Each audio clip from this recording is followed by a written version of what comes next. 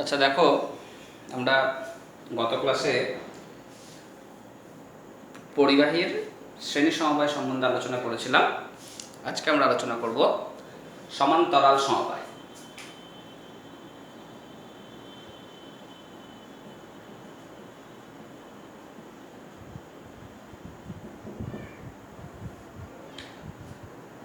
তো সমান্তরাল সমবায়ে তুল্য রোধ আমরা গণনা করা আজকে শিখবো। কিন্তু সমান্তরাল সমবায় কি সেটা আমরা আগেই শিখেছি।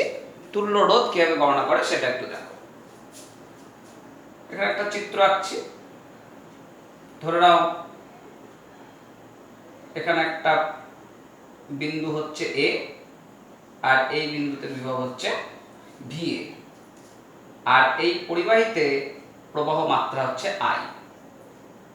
এবার এইখানে আরেকটা বিন্দু বি, এই বিন্দুতে বিভব হচ্ছে ভিবি।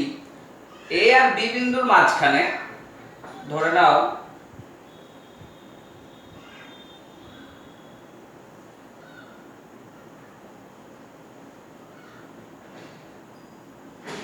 এরকম তিনখানা রোধ যুক্ত করা আছে। এই রোধটাকে ধরলাম R1, এটা R2, এটা ধরলাম R3। আর মাথায় রাখবে যে সমান্তরাল সমবায়ের ক্ষেত্রে তড়িৎ যেটা আসছে সেটা এই বিন্দুতে এসে এখানে আমি যে তিনটে রোধ যুক্ত করেছি, তাহলে তিনটে রোধে ডিস্ট্রিবিউট হয়ে যাবে। তাহলে ধরে নাও এই ধারে যে তড়িৎ প্রবাহ মাত্রা আসছে সেটা হচ্ছে I1, এধারে যেটা I2, আর এধারে যেটা সেটা হচ্ছে I3। তাহলে I1, I2, I3 এরকম তিনটে প্রবাহ মাত্রায় পৃথক হয়ে গেল। তাহলে আমরা কি বলবো? দেখো, এ ও বি বিন্দুতে বিভব যথাক্রমে ভিএ ও ভিবি, ব্র্যাকেটে লিখে দিলাম ভিএ গ্রেটার দ্যান ভিবি। পরিবাহীর বা মূল বর্তনীতে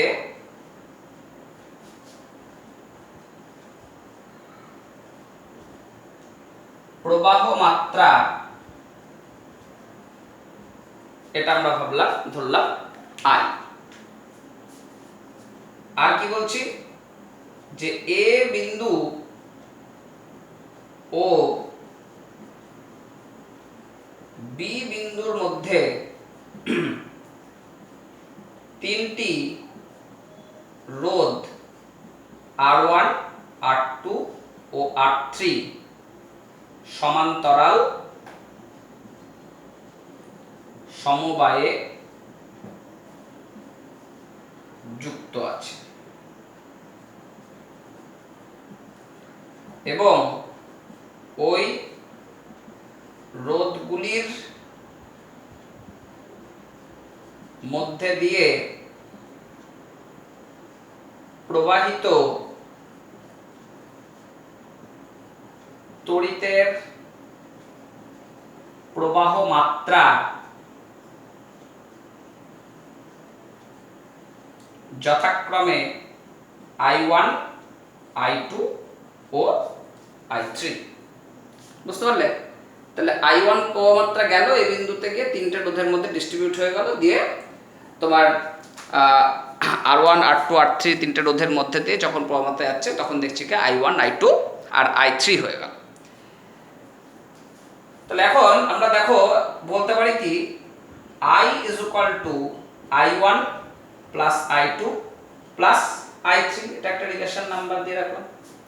তাহলে এইটাই যেহেতু বিভাজিত হয়েছিল তার জন্য I1 plus I2 plus I3 সমান হচ্ছে I।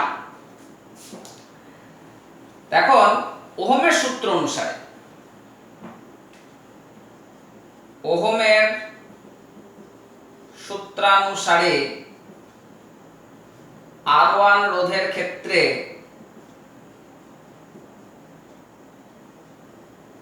লেখা যায় কি? লেখা যায়, আমরা জানি বিভব পার্থক্য VA মাইনাস VB সমান হচ্ছে I1 R1 V is equal to IR, তাহলে V মানে বিভব পার্থক্য VA মাইনাস VB, এটা উচ্চ বিভব এটা নিম্ন বিভব, তাহলে VA মাইনাস VB সমান I1 R1। তাহলে এখান থেকে লিখতে পারি I1 সমান VA minus VB by R1।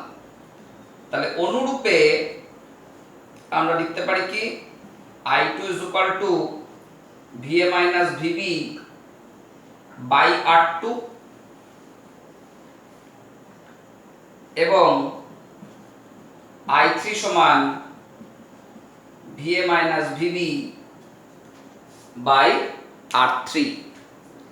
তাহলে এখন এটা একটা রিলেশন নাম্বার দাও 2 3 4 2 3 ও 4 যোগ করে পাই।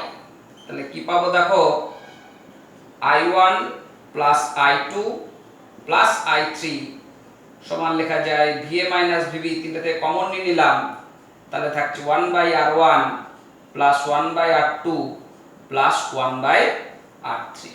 এটা দিলাম রিলেশন নাম্বার 5।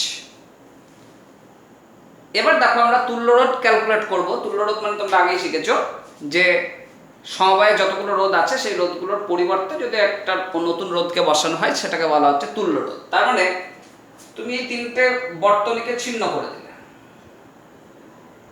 তিনটে বর্তনীকে ছিন্ন করে দিলে, দিয়ে কি করলে এই তিনটের পরিবর্তে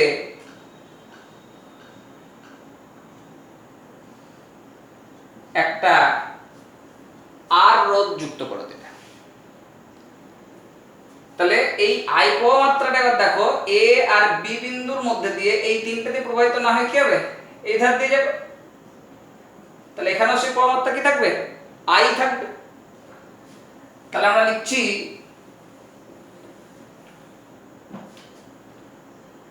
তিনটি রোধের পরিবর্তে আর রোধ যুক্ত করা হলো।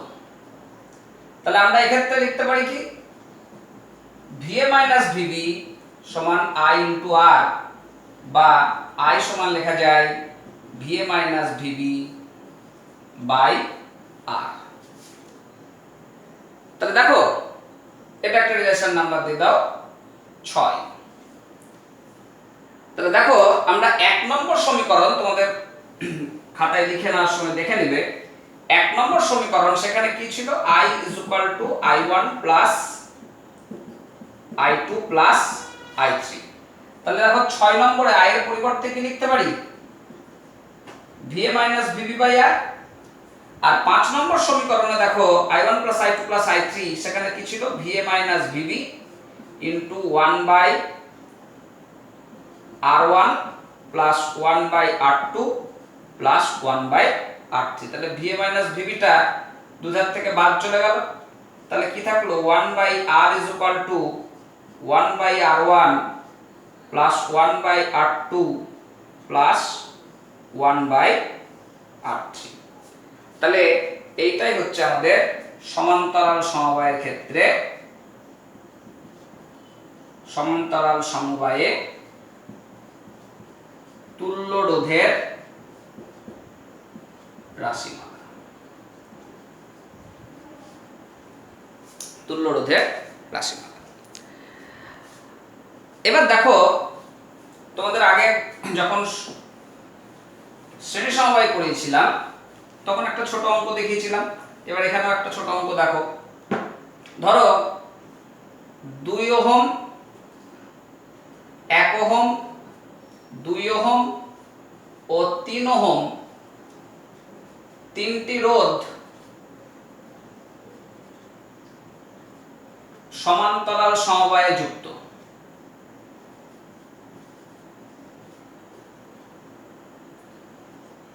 এই রোধের তুল্য রোধ কত? এই রোধ তিনটির এই রোধগুলির তুল্য রোধ কত?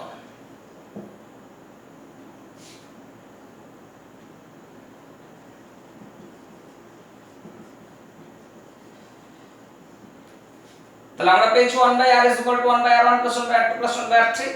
তাহলে তুল্য রোধটাকে ধরলাম r, তাহলে 1/r = 1/r1 + 1/r2 + 1/r3, তাহলে 1/1 + 1/2 + 1/3। তাহলে এই রোধটাকে r1 ধরলাম, এটাকে r2 আর এটাকে r3 ধরলাম, তাহলে এরকম চলে আসলো। তাহলে এখানে আমি একটা লসাগু নিয়ে নিলাম 6, তাহলে আসছে কি 6 + 3 + 2, তাহলে 6 × 3 = 9 × 2 = 11 6। देयरफॉर r সমান হচ্ছে 6/11 ওহম। তাহলে 1/r সমান 11/6, তাহলে r সমান হচ্ছে 6/11 ওহম। তা মাথায় রাখবে এই সমান্তরাল সমবায়ের ক্ষেত্রে তুল্য রোধের যে মান সেটা কিন্তু ইন্ডিভিজুয়াল প্রত্যেকটা রোধের থেকে ছোট। দেখো 6/11 এটা 1-এর থেকেও ছোট, 2-এর থেকেও ছোট, 3-এর থেকেও ছোট। তাহলে এটা কিন্তু একটা সমান্তরাল সমবায়ের ক্ষেত্রে বৈশিষ্ট্য যে তুল্য রোধের মান প্রত্যেকটা রোধের মানের থেকে কম হয়। যেটা শ্রেণী সমবায়ে কি দেখেছিলে যে তুল্য রোধের মানটা কিন্তু তোমার প্রত্যেকটা রোধের ইন্ডিভিজুয়ালের মানের থেকে বেশি ছিল। কারণ এটাকে যদি আমরা শ্রেণীতে করতাম তাহলে কি লিখতাম r = r1 + r2 + r3, তাহলে 1 + 2 + 3 তেমন হতো 6 ওহম। তাহলে এই ভ্যালুটা দেখো 6 এর ভ্যালুটা এগুলো সবগুলোর থেকে বড়, এটা শ্রেণীর ক্ষেত্রে। কিন্তু সমান্তরালের ক্ষেত্রে তুল্য রোধের মান সব সময় উপাদান রোধগুলোর থেকে ছোট হয়। তাহলে এটাকে আমরা সমান্তরাল সমবায়ের একটা বৈশিষ্ট্য বলতে পারি। তা দেখো আমরা কিছু বৈশিষ্ট্য লিখে নিই।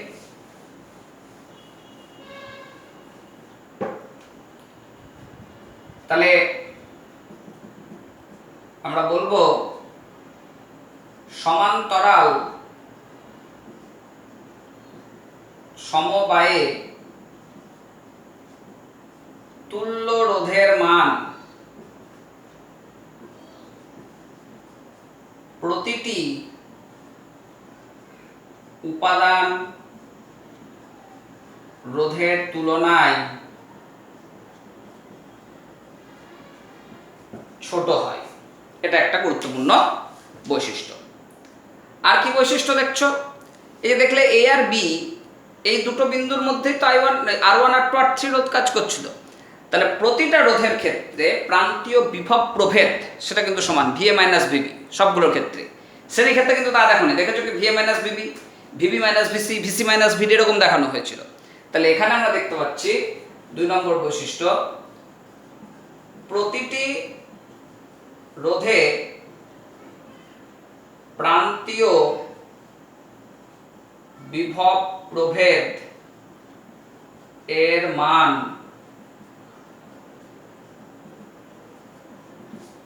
সমান হয়। আর কি বলা যেতে পারে?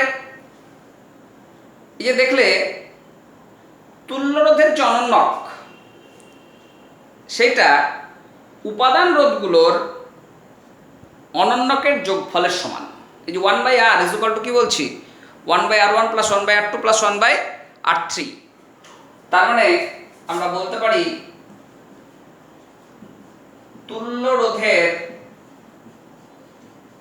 অনন্যক উপাদান রোধগুলির অনন্যকের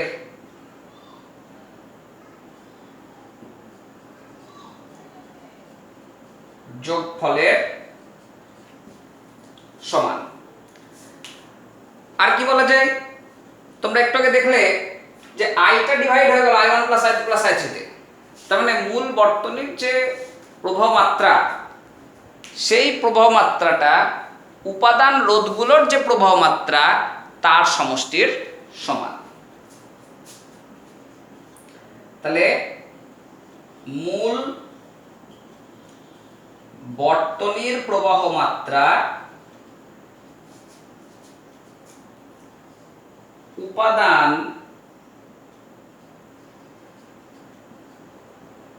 রোধগুলির প্রবাহ মাত্রার সমষ্টির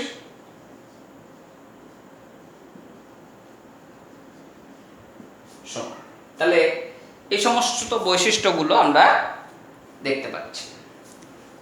এবার আমরা আজকে আলোচনা করব একটা অংশ যেটা আগে বাদ ছিল, প্রথম দিন বলিনি, সেটা হচ্ছে কোষের আভ্যন্তরীণ রোধ এবং ইএমএফ, এই সম্বন্ধে একটু আলোচনা করেন।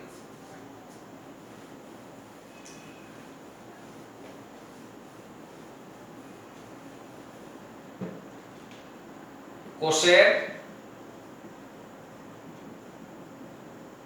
আভ্যন্তরীণ রোধ ও ইএমএফ, কোষের আভ্যন্তরীণ রোধ ও ইএমএফ। তা ধরো এরকম একটা তড়িৎ কোষ আছে। এই তড়িৎ কোষে কি থাকে? দুখানা তড়িৎ দ্বার থাকবে। এই দুখানা তড়িৎ দ্বারের মাঝখানে এরকম একটা রোধ যুক্ত থাকবে, রোধ মানে বাল্ব বা কিছু। আর এই তড়িৎ কোষ এখানে কিন্তু একটা সক্রিয় তরল থাকবে, তড়িৎ বিশ্লেষ্য পথ সক্রিয় তরল। তাহলে এখানে আছে সক্রিয় তরল। এটা ধরে নাও পজিটিভ এন্ড, এটা ধরে নাও নেগেটিভ এন্ড। তাহলে এটা যেহেতু পজিটিভ, এটা নেগেটিভ, তাহলে তড়িতের প্রবাহ মাত্রাটা আমরা দেখব কি, আই যে প্রবাহ মাত্রা সেটা কিন্তু ধনাত্মক থেকে ঋণাত্মক তড়িৎ দ্বারের দিকে যাচ্ছে। আর এই রোধের মান বললাম আর বহির্বর্তনীতে। এখন এই তড়িৎ যখন এখানে আসবে, এবার এইখান থেকে, অর্থাৎ এই যে ঋণাত্মক মেরু দেখছো, এখান থেকে তড়িৎ আবার কি ধনাত্মকের দিকে সার্কিট ক্লোজ হবে, তো তবে তো বিদ্যুৎ সঞ্চালন হয়। তাহলে এর ভেতর দিয়ে যে তড়িতের প্রবাহ মাত্রা, এখানে যদি আই থাকে এখানেও আই, কিন্তু এই যে সক্রিয় তরল, এই সক্রিয় তরলও কিন্তু তড়িতের প্রবাহ মাত্রাকে বাধা দেয়। তো এই সক্রিয় তরলের যে বাধা বা যে রোধ, সেটাকে আমরা ডিনোট করছি এখানটায় ছোট হাতের আর দিয়ে। কথাগুলো বুঝতে পারলে কি বললাম? যে একটা তড়িৎ কোষ, এই কোষটার মোট তড়িৎ চালক বল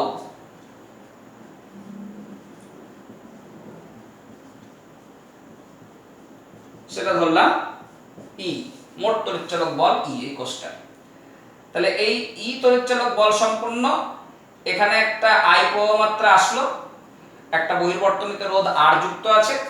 তড়িৎটা আসার পরে যখন ঋণাত্মক মেরুতে আসবে, ঋণাত্মক মেরু থেকে আবার তড়িৎ কি হবে, ধনাত্মক মেরুর দিকে যাবে, এবং সেই সময় এর প্রবাহ মাত্রা হচ্ছে আই, এবং এই সক্রিয় যে তরল, সেই সক্রিয় তরলের রোধের মান হচ্ছে স্মল আর।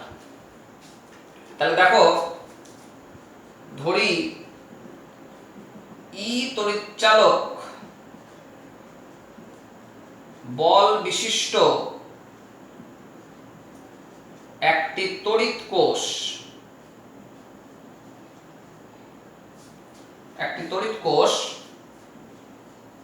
যার প্রবাহ মাত্রা আই এবং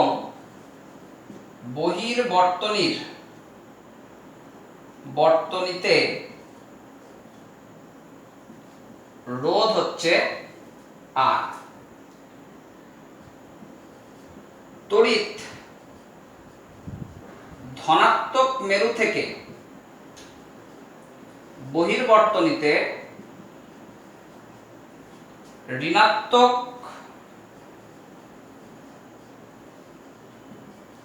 মেরুতে প্রবাহিত হয়, ধনাত্মক মেরু থেকে ঋণাত্মক মেরুতে যায়। কিন্তু কোষের সক্রিয় তরলের মধ্যে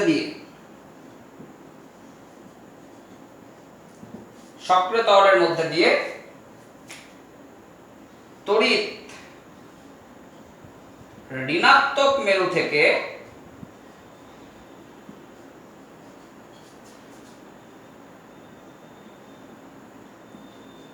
ধনাত্মক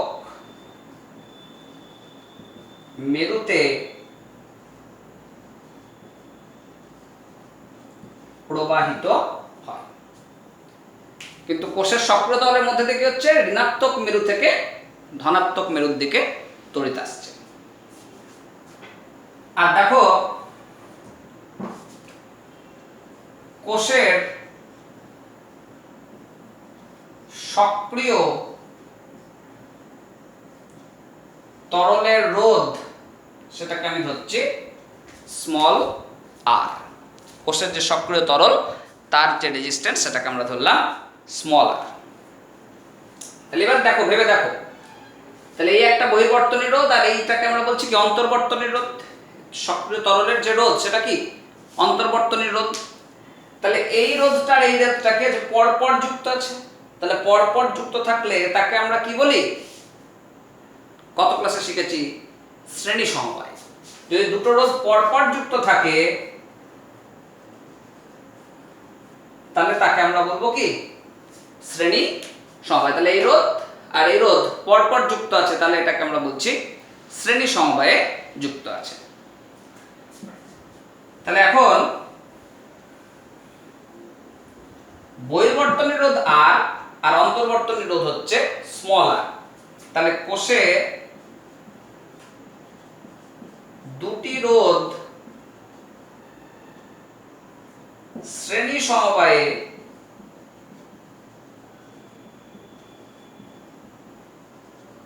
যুক্ত থাকায় তুল্য রোধ আমরা বলছি আর প্লাস আর। তুল্য রোধ হচ্ছে আর প্লাস আর। তাহলে এখন দেখো তড়িৎ প্রবাহ মাত্রা সমান আমরা বলতে পারি কোষের তড়িৎ চালক বল বাই তুল্য রোধ। ওহমের সূত্র অনুসারে V = IR। তাহলে সেখান থেকে আমরা লিখতে পারি প্রবাহ মাত্রা = কোষের তড়িৎ চালক বল বাই তুল্য রোধ। তাহলে প্রবাহ মাত্রা কত? I। কোষের তড়িৎ চালক বল কত? E। তুল্য রোধ কত? R plus R। তাহলে I = E by R plus R। এটা আমরা লিখতে পারি। তাহলে দেখো আমরা এখান থেকে কি লিখতে পারি? E = IR plus IR। তাহলে এই বহির্বর্তনী দিয়ে যে প্রবাহ মাত্রা পাচ্ছি সেই প্রবাহ মাত্রা কিন্তু বহির্বর্তনীতে যে আমরা দুই প্রান্তের বিভব পাচ্ছি সেটা কিন্তু এইটার জন্য কমে যাচ্ছে, মানে আইআরটা কিন্তু বাধা দিচ্ছে। তা আমরা কি জানি যে V = IR বহির্বর্তনীর ক্ষেত্রে। তাহলে আমরা এখান থেকে লিখতে পারি কি E = V প্লাস IR। তাহলে এই আইআরটা হচ্ছে এর আভ্যন্তরীণ রোধ, যেটা কি করছে বহির্বর্তনীতে তড়িতের প্রবাহ মাত্রাটাকে বাধা দিচ্ছে। তাহলে আমরা বলবো আইআর কে বলা হচ্ছে নষ্ট ভোল্ট, অর্থাৎ এটা হ্রাস পাচ্ছে। তাহলে নষ্ট ভোল্ট আইআর সমান কি লেখা যায়? E - V। তাহলে বহির্বর্তনীতে আমরা যে তড়িৎচালক বল পাচ্ছি সেটা কিন্তু তোমার এই নষ্ট ভোল্টের জন্য কিছুটা হ্রাস পাচ্ছে।